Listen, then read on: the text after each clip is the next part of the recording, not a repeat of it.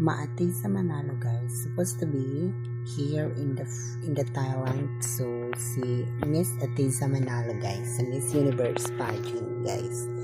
Ano po yung comment ninyo sa comment section, guys?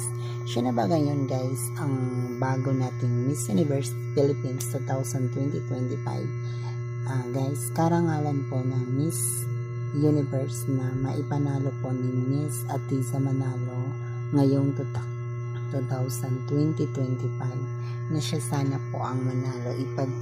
Ipag-pray, ipagpanata po natin, guys, na siya po ang makukoronahan bilang bagong first Miss Universe 2020-25. Actually, guys, dito sa ating mini vlog, sa ating vlogs, dito kay Atisa Manalo is 10 to 10, no, yung comment natin.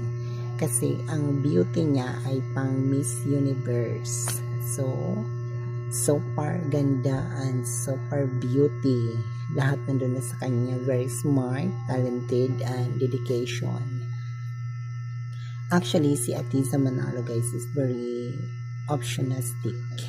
Ano siya, ma-discard rin siya dati. Ikwento niya dati na wala silang pagkain in real life. Then, sabi niya dati sa Boy Abunda interview ay minsan daw ay kumakain lang daw sila ng tuyo. Pero actually ito ngayon ay nagsumikap din siya na maitawid yung karangalan niya sa ating bansa. So, I hoping na siya talaga yung mananalo for a day. Para sa akin, siya talaga yung win. Para sa akin lang, no? Pero sa iba, I don't know. Kasi iba-iba naman yung lifestyle natin ngayon, guys. Dito na lang po muna tayo.